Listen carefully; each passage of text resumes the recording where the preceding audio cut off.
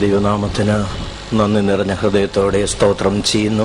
ഒരിക്കൽ കൂടി അടിയൻ്റെ ജീവിതത്തിൽ പാപത്തിൽ നിന്നും, രോഗത്തിൽ നിന്നും, മരണത്തിൻ്റെ ആഴങ്ങളിൽ നിന്നും എന്നെ വിടുവിച്ച് ജീവനുള്ളവരുടെ ദേശത്ത് നിലനിർത്തിയ എൻ്റെ കർത്താവായ യേശുവിനെ സ്തുതിപ്പാനും ഈ ദേശത്തും കടന്നു വന്ന് ഉയർത്തുവാനും ദൈവം സഹായിച്ച ദയയ്ക്കും വിശ്വസ്തതയ്ക്കുമായി ഞാൻ നന്ദി നിറഞ്ഞ ഹൃദയത്തോടെ എൻ്റെ ദൈവത്തെ സ്തുതിക്കുന്നു.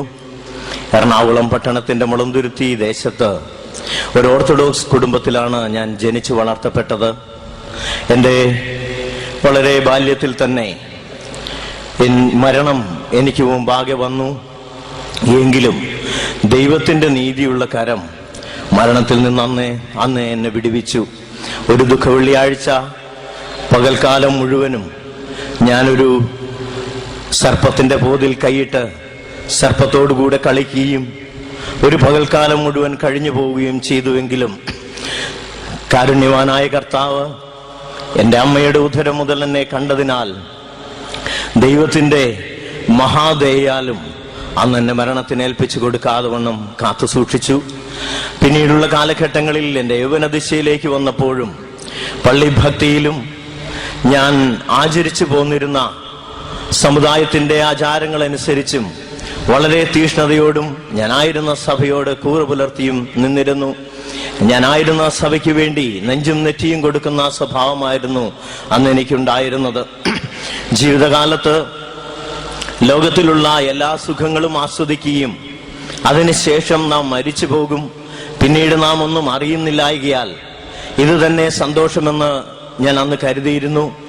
ആകയാൽ ജീവിതത്തിലെ സന്തോഷങ്ങൾ എന്തെല്ലാം ലഭിക്കുമോ അതിനനുസരിച്ച് ജീവിക്കുക എന്നുള്ളത് എനിക്ക് വളരെ താല്പര്യമുള്ള കാര്യമായിരുന്നു. ഞങ്ങളുടെ കുടുംബം ആ ദേശത്തൊരു മാതൃകാ കുടുംബമായിരുന്നതിനാൽ, മറ്റുള്ളവരാൽ ബഹുമാനിക്കപ്പെടുന്ന ഒരു കുടുംബമായിരുന്നതിനാൽ വളരെ ഒരു മുഖം മൂടി നിറഞ്ഞ ജീവിതമായിരുന്നു ആ കാലങ്ങളിൽ. എൻ്റെ ജീവിതത്തിൽ ഏകദേശം 8-ാം വയസ്സിലോ 9-ാം വയസ്സിലോ എൻ്റെ കുടുംബത്തിൻ്റെ കൂടിവരവിൻ്റെ ഭാഗമായി എൻ്റെ കുടുംബത്തിലുള്ളവരിൽ നിന്ന് തന്നെ ഞാൻ അല്പാൽപമായി മദ്യപാനം തുടങ്ങുവാനിടയായി. അതെല്ലാം ഒരു സ്റ്റാറ്റസിൻ്റെ ഭാഗമായാണ് ഞങ്ങൾ ചിന്തിച്ചു കൊണ്ടിരുന്നത്. ലോകത്തിൽ ഇത് തന്നെയാണ് സന്തോഷമെന്നും കരുതുകയും ചെയ്തു. പിന്നീട് യൗവനത്തിൽ അതിൻ്റെ പൂർണ്ണതയിലേക്ക് എത്തിയ കാലങ്ങളിൽ എൻ്റെ പിതാവ്, ഞാൻ ലോകത്തിലെ ഏറ്റവും അധികം സ്നേഹിച്ചിരുന്ന എൻ്റെ പിതാവ് പെട്ടെന്ന് ഭൂമിയിൽ നിന്ന് മാറ്റപ്പെട്ടു പോയി. എനിക്കോ എൻ്റെ ജ്യേഷ്ഠ സഹോദരങ്ങൾക്കോ താങ്ങുന്നതിൽ അപ്പുറമായിരുന്നു. എങ്കിലും കുറേ നാളുകളുടെ ആ സങ്കടകരമായ ജീവിതത്തിന് ശേഷം, ആ ദുഃഖം നിറഞ്ഞതായ ജീവിതത്തിന് ശേഷം പിന്നീടത് ഞങ്ങൾക്ക് ഒരു സ്വാതന്ത്ര്യത്തിന് ഉതകും വിധം ആയിത്തീർന്നു. കൂടുതൽ കൂടുതൽ സ്വാതന്ത്ര്യത്തിലേക്കും മറ്റാരാലും നിയന്ത്രിക്കപ്പെടുവാനിടയില്ലാത്ത വിധം ജീവിതം ക്രമീകരിക്കപ്പെട്ടു പോയി. അന്ന് ആ നാളുകളിൽ ഞാൻ എൻ്റെ അതേസമയം തന്നെ എൻ്റെ സാമുദായിക ജീവിതവും വളരെ മറ്റുള്ളവരുടെ മുമ്പാകെ ഒരു ആത്മീയൻ എന്നുള്ള രീതിയിലുമായിരുന്നു.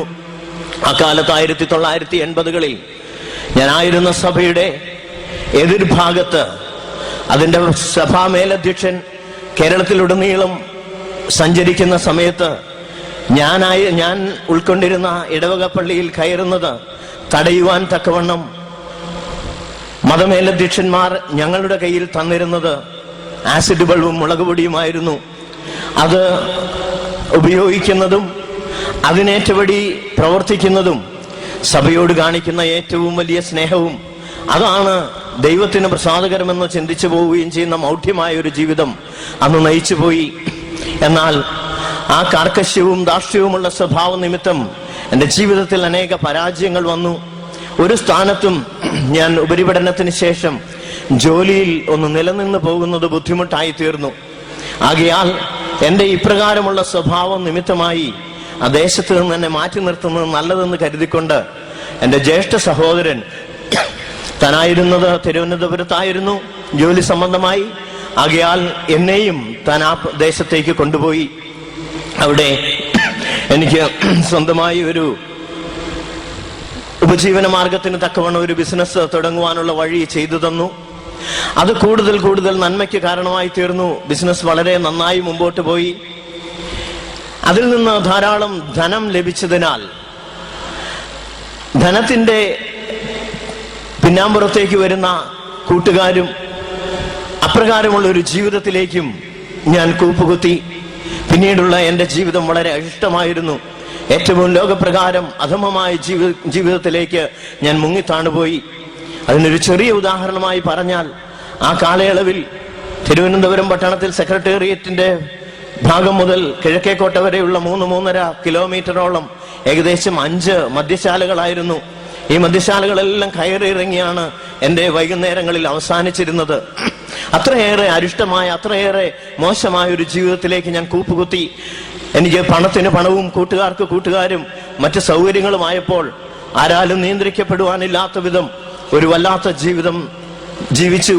ഇത് തന്നെയാണ് ഇതിന്റെ അവസാനമെന്നും ഇതിനാൽ ഒരു സന്തോഷത്തിൽ ഒരു സമാപ്തിയിൽ എത്തിച്ചേരുമെന്നും ഞാൻ ധരിച്ചിരുന്നു. എന്നാൽ അത് അധികകാലം നീണ്ടു നിന്നില്ല. എൻ്റെ ദൈവത്തിന് എന്നെ കുറിച്ചുള്ള ഉദ്ദേശം നിവർത്തിക്കുവാൻ തക്കവണ്ണം ദൈവം ചില നാളുകളിലേക്ക് എന്നെ വല്ലാത്തൊരവസ്ഥയിലേക്ക് എന്നെയും കുടുംബത്തെയും കൊണ്ടുപോയി. ഞങ്ങൾ ആശ്രയിക്കുകയും ഞങ്ങൾ സ്വന്തമെന്ന് കരുതിയിരുന്ന പലരും കൈവിടപ്പെടുമാറ് ഞങ്ങളുടെ ബിസിനസ്സുകൾ ഒന്നൊന്നായി തകർന്നുപോയി. അതുവരെ ഉണ്ടാക്കിയിരുന്ന ധനം എല്ലാം നഷ്ടത്തിലേക്ക് വന്നു. വളരെ പെട്ടെന്ന് ഞങ്ങൾ ചിന്തിക്കുന്നതിലും ഏതൊരു മനുഷ്യൻ ചിന്തിക്കുന്നതിലും വളരെ വേഗത്തിലായിരുന്നു ഞങ്ങളുടെ അധപ്പതനം. ഏറ്റവും അധപ്പതിച്ച അവസ്ഥയിലെത്തി. ഉടുതുണിക്ക് മറുതുണി ഇല്ലാത്ത ഒരവസ്ഥ. ഒന്ന് കയറി കിടക്കുവാനോ ഒരു നേരത്തെ ഭക്ഷണം കഴിപ്പാനോ നിവൃത്തിയില്ലാത്ത വിധം കടം വന്ന് കയറി ഒരു കുടുംബത്തിന് ഭൂമിയിൽ ജീവിക്കുവാൻ വയ്യാത്ത വിധം മറ്റുള്ളവരാൽ പരിഹാസവും നിന്നയും ഏറ്റുപോകേണ്ടുന്ന ഒരു ജീവിതമായിരുന്നു അന്ന് ഞങ്ങൾക്ക് നേരിട്ടത്. എല്ലാം ഞങ്ങൾ കരുതിയതിനേക്കാൾ അപ്പുറമായി. ഞങ്ങൾ ചിന്തിച്ചിരുന്ന പലരും, ഞങ്ങളുടെ സ്നേഹിതരെന്ന് പൂർണ്ണമായി വിശ്വസിച്ചിരുന്ന എല്ലാവരും അന്ന് ഞങ്ങളെ കൈവിട്ടു. ഒരു മനുഷ്യൻ പോലും ഞങ്ങൾക്കൊരു ആശ്രയത്തിനോ ഞങ്ങൾക്കൊരു സഹായത്തിനോ ഇല്ലാത്ത അവസ്ഥയിലേക്ക് വന്നു. അന്നാണ് ജീവിതം എന്താണെന്ന് മനസ്സിലാക്കിയതും അതിന് പിന്നീട് ഒരു തിരിച്ചുപോക്കിന് നിവൃത്തിയില്ലാത്ത വിധം ഏറ്റവും താഴ്ന്ന ഒരവസ്ഥയിലേക്കായിരുന്നു ഞങ്ങൾ നിബന്ധിച്ചത്. മറ്റൊരു നിവൃത്തിയും ഇല്ലാതിരിക്കെ എൻ്റെ ജ്യേഷ്ഠന്റെ ഭാര്യാഭവനം കോട്ടയത്തായിരുന്നതിനാൽ ജ്യേഷ്ഠന്റെ ഭാര്യാപിതാവ് ഈ കാര്യങ്ങളെല്ലാം അറിഞ്ഞ് ഞങ്ങളെ അവിടെ നിന്ന് കൂട്ടിക്കൊണ്ട് കോട്ടയം പട്ടണത്തിലേക്ക് വന്നു. തങ്ങളുടെ കുടുംബത്തിൽ അവർ ഞങ്ങൾക്ക് ആശ്രയം തന്നു. ഒരു കുടുംബത്തെ മുഴുവനുമായും അവരവിടെ വെച്ച് ഉൾക്കൊണ്ടു. അനേക നാളുകൾ ഞങ്ങൾ ആ കുടുംബത്തിൽ ജീവിച്ചു. ഇതിനെന്തെങ്കിലും ഒരു ഉദ്ധാരണം ഉണ്ടാവുമെന്ന് ചിന്തിച്ചു. എന്നാൽ ദിനം പ്രതി താഴേക്കല്ലാതെ യാതൊരു ഉയർച്ചയുമില്ലാതെ ഞങ്ങൾ വളരെ ഞെരുക്കത്തിലേക്ക് പോയി. ആ കുടുംബത്തിലുള്ളവരുടെ ഒരു സഹായം കൊണ്ട്, അവരുടെ ഔദാര്യം കൊണ്ട് മാത്രം ഞങ്ങൾ ഒരു കുടുംബം മുഴുവനുമായും ജീവിച്ചു പോന്നു. നാളുകൾ കഴിയും തോറും അവർക്കും ഞങ്ങളെ വഹിപ്പാൻ വയ്യാതായി. പിന്നീടുള്ള ദിവസങ്ങളിൽ അവരിൽ നിന്നും പരിഹാസവും നിന്നയുമായി. ഒരു വിധത്തിലും അവിടെയും ജീവിച്ചു പോകുവാൻ വയ്യാത്ത വിധത്തിൽ പല സ്ഥാനത്തും ഞങ്ങൾ കടന്നുപോയി. പല തീർത്ഥസ്ഥാനങ്ങളിലും തീർത്ഥാടന കേന്ദ്രങ്ങളിലും ഞങ്ങൾ വിശ്വസിച്ചിരുന്ന പല വിശുദ്ധന്മാരിലും ആശ്രയിപ്പാൻ പോയി. പല കാര്യങ്ങളും വഴിവിട്ടും ഞങ്ങൾ ചെയ്യുവാൻ നോക്കിയെങ്കിലും യാതൊരു വിധത്തിലും ഇതിനൊരു വിടുതലോ ഒരാശ്വാസവുമോ ഉണ്ടായില്ല. നാൾതോറും ഞങ്ങൾ ഏറ്റവും അധമമായി, ഏറ്റവും വല്ലാത്തൊരവസ്ഥയിലേക്ക്, അരിഷ്ടത നിറഞ്ഞ ഒരവസ്ഥയിലേക്ക് നീങ്ങിക്കൊണ്ടിരുന്നു. ആകയാൽ പിന്നീടുള്ള ഒരു തീരുമാനം അല്പം കഠിനമായിരുന്നു. ഇപ്രകാരം ഒരു കുടുംബത്തിന് ഞങ്ങൾ ഭാരമായിരിക്കുന്നു, മറ്റുള്ളവർക്ക് ഞങ്ങൾ നിന്നയും പരിഹാസത്തിന് ഇവിടെയായിരിക്കുന്നു. യാതൊരു വിധത്തിലും അതിൽ നിന്നൊരു മോചനമില്ലാതിരിക്കെ ഇനി ഭൂമിയുടെ മുഖത്ത് ജീവിക്കുന്നതിൽ കാര്യമില്ല എന്ന് ഞങ്ങൾ ചിന്തിച്ചു. ഒരു സുപ്രഭാതത്തിൽ എൻ്റെ അമ്മ പ്രസവിച്ച സഹോദരനും പോലും ഞങ്ങളുടെ മുമ്പാകെ വന്ന് നിന്ന് ഞങ്ങളെ നിന്ദിക്കുകയും പരിഹസിക്കുകയും ആർപ്പിടുകയും ചെയ്തിട്ട് പോയി. അല്പം പോലും സഹിപ്പാൻ വയ്യാതെ വണ്ണം അങ്ങനെ ഒരു തീരുമാനത്തിലേക്ക് ഞങ്ങൾ നീങ്ങേണ്ടി വന്നു. മരണമല്ലാതെ മറ്റൊരു വഴിയും ഞങ്ങൾക്ക് മുമ്പിലില്ലായിരുന്നു. ആകയാൽ ഈ കുടുംബം ഇനി മറ്റാർക്കും ഒരു ബുദ്ധിമുട്ടുണ്ടാക്കാതെ വിധം ഞാനും എൻ്റെ അമ്മയും എൻ്റെ ജ്യേഷ്ഠനും ജ്യേഷ്ഠന്റെ ഭാര്യ, 2 വളരെ ചെറിയ കുഞ്ഞുങ്ങൾ, ഇതായിരുന്നു ഞങ്ങൾ അടങ്ങിയിരുന്നത്. ഈ കുടുംബം ഈ ഭൂമിയിൽ നിന്ന് നീക്കപ്പെടുന്നത് നല്ലത് എന്ന് കരുതിക്കൊണ്ട് അങ്ങനെ ഒരു തീരുമാനമെടുത്തു. അതൊരു ശനിയാഴ്ചയായിരുന്നു. എൻ്റെ ജ്യേഷ്ഠന്റെ ഭാര്യാഭവനക്കാർ CSIക്കാരായിരുന്നതിനാൽ അവിടെ ചില കൂട്ടായ്മകൾ ഉണ്ടായിരുന്നു. അപ്രകാരം തന്നെ അന്ന് പകൽക്കാലം ഞങ്ങൾ ഇങ്ങനെ തീരുമാനമെടുത്തു, രാത്രിയുടെ മറവിൽ ഈ കുടുംബം ഭൂമിയിൽ നിന്ന് ഛേദിക്കപ്പെടട്ടെ എന്ന് കരുതിയിരിക്കെ ഈ പെന്തക്കോസ്ത് മിഷനിലുള്ള ഒരു പിതാവ് ആ ദേശത്തു കൂടി കടന്നു വന്നു. താൻ സാധാരണ ആ ഭവനത്തിൽ കയറുന്നത് പതിവായിരിക്കാൽ ആ കുടുംബത്തിൽ കയറി വന്നെങ്കിലും ഞങ്ങൾ അല്പം പോലും അദ്ദേഹത്തിന് ചെവി കൊടുക്കുവാനോ കാണുവാനോ ഒന്നും മുതിർന്നില്ല. ആത്മഹത്യ ചെയ്യുക എന്ന് പറയുന്നത് വളരെ എളുപ്പമാണെങ്കിലും അതിന് തീരുമാനമെടുക്കുന്നവന്റെ ഹൃദയത്തിലെ പിരിമുറുക്കം വളരെ വലുതാണ്. യാതൊരു ജീവിക്കണമെന്ന ആശ ഉണ്ടായിരിക്കെ അതിന് നിവൃത്തിയില്ലാതെ ഒരു വഴി കാണുമ്പോൾ അതുമായി മുമ്പോട്ട് പോകുന്നത് വളരെ ബുദ്ധിമുട്ടുള്ള കാര്യമാണ്. ഞങ്ങൾ ഈ ഭവനത്തിന്റെ പുറകിൽ ഒരു പാടമുണ്ട്. ആ പാടത്തിന്റെ കരയിൽ ഇരിക്കുകയാണ്. എല്ലാവരുടെയും ഹൃദയം വളരെ കലുഷിതമായിരുന്നു. ഈ പിതാവ് ആ ഭവനത്തിൽ വന്നു. കുശല പ്രശ്നങ്ങൾക്കെല്ലാം ശേഷം സാധാരണ പെന്തക്കോസ്തുകാർ ചെയ്യുന്നത് പോലെ പ്രാർത്ഥിച്ച് കടന്നു പോകുവാൻ തുടങ്ങിയപ്പോൾ എൻ്റെ ജ്യേഷ്ഠന്റെ ഭാര്യാമാതാവ് ഞങ്ങളോട് വന്ന് പറഞ്ഞു, നിങ്ങളും വന്ന് പ്രാർത്ഥനയ്ക്ക് നിൽക്കണം. ഇത്രയെല്ലാമായിട്ടും പെന്തക്കോസ്തുകാരോടുള്ള യാതൊരുവിധ യോജിപ്പും ഞങ്ങൾക്കില്ലായിരുന്നു. ആകയാൽ ഞങ്ങൾ മറുപടി പറഞ്ഞത് ഇങ്ങനെയാണ്, എന്തെല്ലാം വന്നാലും ഇനി പെന്തക്കോസ്തുകാരുടെ ഒരു പ്രാർത്ഥനയ്ക്ക് ഞങ്ങൾ വന്ന് നിൽക്കുകയില്ല. എന്നാൽ ആ മാതാവിന്റെ അത്ര കണ്ടുള്ള ആ നിർബന്ധം സഹിക്കവയ്യാതെ ഞങ്ങളും കടന്നു ചെന്നു. ഞങ്ങൾ അവിടെ നിൽക്കെ ഈ പിതാവ് പ്രാർത്ഥിപ്പാൻ തുടങ്ങി. പെട്ടെന്ന് താൻ ഒരു പ്രത്യേക രീതിയിലാവുകയും അതുവരെ ഞങ്ങൾ പരിഹസിച്ച് പറഞ്ഞിരുന്ന മറുഭാഷയിൽ സംസാരിക്കുന്നു എന്ന് പരിഹസിച്ച് പറഞ്ഞിരുന്ന അന്യഭാഷയിൽ സംസാരിക്കുകയും താൻ പ്രാർത്ഥന പെട്ടെന്ന് അവസാനിപ്പിച്ച് എൻ്റെ ജ്യേഷ്ഠന്റെ ഭാര്യ മാതാവിനോട് ചോദിച്ചു, പൊന്നമ്മേ, ഇവർക്ക് എന്താണ് സംഭവിച്ചത്? ഈ കുഞ്ഞുങ്ങൾ ഇന്ന് രാത്രി അവരുടെ ജീവനെ കളയും എന്ന് ദൈവത്തിന്റെ ആത്മാവ് എന്നോട് പറയുന്നു. ആകയാൽ അന്നാണ് ആ മാതാവ് അദ്ദേഹത്തോട് കാര്യങ്ങൾ പറഞ്ഞത്. അതുവരെ ആ ദേശത്ത് ആർക്കും ഞങ്ങളെ പറ്റി ഇങ്ങനെ ഒരു അവസ്ഥ അറിഞ്ഞുകൂടായിരുന്നു. താൻ ഇപ്രകാരം ഞങ്ങളോട് പറഞ്ഞു, ഈ ഒരു രാത്രി ഞങ്ങൾക്ക് വിട്ടുതരിക. ഈ രാത്രിക്ക് ശേഷം നാളെ പകൽക്കാലം ഞാനൊരു പ്രത്യേക സ്ഥലത്ത് കൊണ്ടുപോകാം. അവിടെ ചെന്നതിന് ശേഷം തിരഞ്ഞെടുപ്പിനുള്ള സ്വാതന്ത്ര്യം നിങ്ങൾക്കായിരിക്കും. ജീവിക്കുകയോ മരിക്കുകയോ ചെയ്യാം.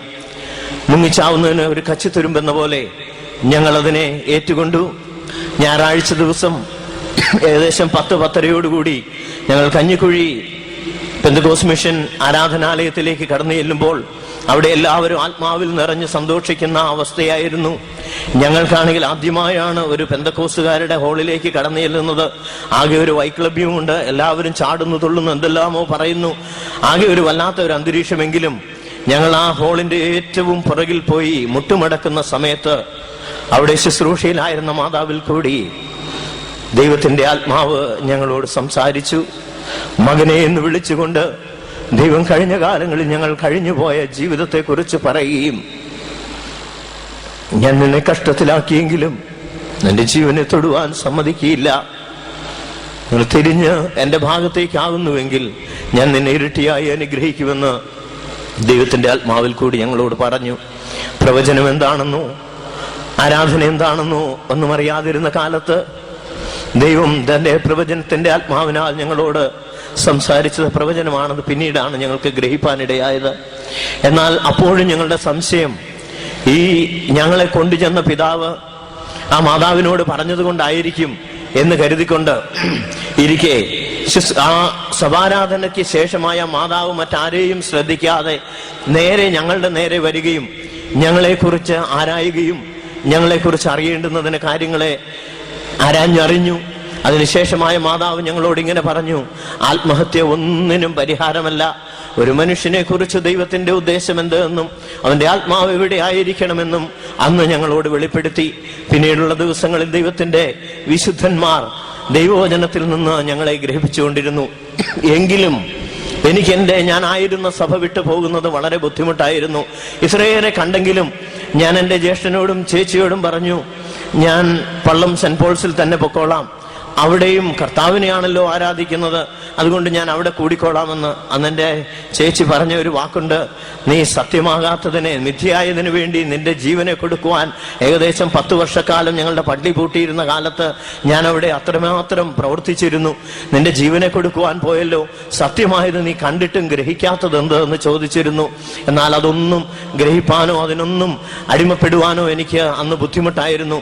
എന്നാൽ എൻ്റെ ദൈവം എന്നോട് വീണ്ടും ഇടപെടുവാൻ തുടങ്ങി. എന്നെ ഉറക്കാതെ വണ്ണം, എനിക്ക് സ്വസ്ഥത തരാതെ വണ്ണം എൻ്റെ കർത്താവ് എന്നോട് 3 രാത്രികാലം മുഴുവൻ സംസാരിച്ചു. ഞാൻ എൻ്റെ തലയിണ കണ്ണുനീരുകൊണ്ട് നനയ്ക്കേണ്ടി വന്നു. ദൈവത്തിന്റെ ആത്മാവ് എന്നെ ഉറക്കാതെ വണ്ണം സംസാരിച്ച് ഒരു മനുഷ്യനെ കുറിച്ചുള്ള ദൈവത്തിന്റെ ഉദ്ദേശവും എൻ്റെ ജീവിതം പ്രകാരമായിരിക്കണമെന്നും അവിടെ വെച്ച് ദൈവം എന്നെ പഠിപ്പിച്ചു. ഞാൻ അന്ന് ദൈവത്തിന് എൻ്റെ ജീവനെ ഏൽപ്പിച്ചു കൊടുത്തു. അന്ന് ഞാൻ ദൈവത്തിന് വേണ്ടി ഞാൻ സമർപ്പിച്ചു. 1989 മാർച്ച് 5-ാം തീയതി ദൈവത്തിന്റെ വിശുദ്ധന്മാരാൽ ഞാൻ ദൈവത്തെ ജലത്തിൽ സാക്ഷീകരിപ്പാനിടയായി. പിന്നീടുള്ള നാളുകൾ അതിനേക്കാൾ അരിഷ്ടത നിറഞ്ഞതായിരുന്നു. പട്ടിണിയും പരിവട്ടവും. എൻ്റെ ജ്യേഷ്ഠനും ഭാര്യയും സ്നാനപ്പെട്ടതിനാൽ അവരെ ആ ഭവനത്തിൽ നിന്ന് ജ്യേഷ്ഠന്റെ പിതാവ് ഇറക്കി വിട്ടു. കയറിക്കിടപ്പാനിടമില്ലാതെ ഒരു ആളും തുണയില്ലാതിരിക്കെ കഞ്ഞിക്കുഴി വിശ്വാസ ഭവനത്തിലുള്ളവർ അവർക്ക് കൈത്താങ്ങായിരുന്നു. എൻ്റെ ജ്യേഷ്ഠൻ ഒരു ജോലി കിട്ടുവോളം ആ കുടുംബത്തെ അവർ അവിടെ കാത്തു സൂക്ഷിച്ചു. ഞാനും എൻ്റെ മാതാവും എനിക്ക് കിട്ടിയ ചെറിയ ജോലിയുമായി മറ്റൊരു ചെറിയ ഭവനത്തിൽ ജീവിച്ചു. അന്നും പട്ടിണിയുടെയും പ്രയാസത്തിന്റെയും കാലഘട്ടമായിരുന്നുവെങ്കിലും ഒരു നേരം പോലും നേരാവണ്ണം കഴിപ്പാനില്ലാതെ കഷ്ടം സഹിച്ചപ്പോഴും അന്ന് അതുവരെ ഇല്ലാതിരുന്ന ഒരു സമാധാനവും സ്വസ്ഥതയും സന്തോഷവും ദൈവം എൻ്റെ ജീവിതത്തിലും എൻ്റെ ഹൃദയത്തിലും തന്നു. പിന്നീടുള്ള നാളുകളിൽ ഞങ്ങൾ തിരുവനന്തപുരത്തേക്ക് മടങ്ങിപ്പോയി. ജ്യേഷ്ഠന് നല്ലൊരു ജോലി ലഭിച്ചു. അവിടെ നിന്ന് ദൈവം പടിപടിയായി ഞങ്ങളുടെ കടഭാരങ്ങൾ നീക്കി തന്നു. ഞങ്ങളുടെ കുടുംബക്കാരെല്ലാം പറഞ്ഞു പെന്തക്കോസ്തുകാരുടെ പണം കൊണ്ടാണ് അവർ ഇപ്പോൾ വലുതാവുന്നതെന്ന്. എന്നാൽ ദൈവം ഞങ്ങളെ മാനിക്കുകയും ദൈവം അറിയാത്ത വഴികളെ തുറന്ന് ഞങ്ങളെ സഹായിക്കുകയും ചെയ്തു. എന്നാൽ അതിനുശേഷമായി അല്പമായ സ്വസ്ഥത വന്നപ്പോൾ ഞാൻ രോഗത്താൽ ബാധിക്കപ്പെട്ടു. വൈദ്യശാസ്ത്രം എന്നെ കൈവിട്ടു. എനിക്ക് ജീവിതം വളരെ തുച്ഛമായ ദിവസങ്ങളെന്ന് അവർ എണ്ണി തിട്ടപ്പെടുത്തി. എന്നെ തിരിച്ച് വീട്ടിൽ കൊണ്ടുവന്നു. ഒരു ഭാഗത്ത് എൻ്റെ ജ്യേഷ്ഠന്റെ ഭാര്യയും മറുഭാഗത്ത് എൻ്റെ അമ്മയും ഇരുന്നു കൊണ്ട് കരഞ്ഞുകൊണ്ടിരുന്നു. എൻ്റെ മരണം കാണുവാൻ അനേകർ കാത്തിരുന്നു. എൻ്റെ ജ്യേഷ്ഠൻ ജോലി കഴിഞ്ഞ് വരുന്നത് പോലും ആളുകൾ കൂടിയിട്ടുണ്ടോ, എൻ്റെ അനിയൻ കടന്നുപോയോ എന്ന് ചിന്തിച്ചുകൊണ്ടായിരുന്നു. എന്നാൽ ദൈവം അവിടെ വലിയവ പ്രവർത്തിച്ചു. ദൈവം എന്നെ സൗഖ്യമാക്കുകയും ആ കാലം അത്രയും ദൈവം എന്നെ പരിപാലിക്കുകയും അന്നു മുതൽ ഇന്ന് വരെയും ദൈവം എനിക്ക് എല്ലാറ്റിനും എല്ലാമായി കൂടെയിരുന്നു. എൻ്റെ കുറ്റങ്ങളോ കുറവുകളോ ഒന്നും കണക്കിടാതെ വണ്ണം ദൈവം എന്നെ പരിപാലിച്ചു. എൻ്റെ ജീവിതം പച്ച പിടിച്ചു വന്നു. അരിഷ്ടകരമായ അവസ്ഥയിൽ നിന്ന് ദൈവം എന്നെ ഒരു പിച്ച വെക്കുന്ന അവസ്ഥയിൽ കൂടി കൊണ്ടുവന്ന് എനിക്ക് ആവശ്യമായതെല്ലാം നൽകി തന്നു. ഞാൻ കുടുംബമായി ജീവിപ്പാൻ തുടങ്ങി. ഇത്രത്തോളം ദൈവം എന്നെ കരുതുകയും എന്നെ പരിപാലിക്കുകയും എന്നെ സൂക്ഷിക്കുകയും ചെയ്തു.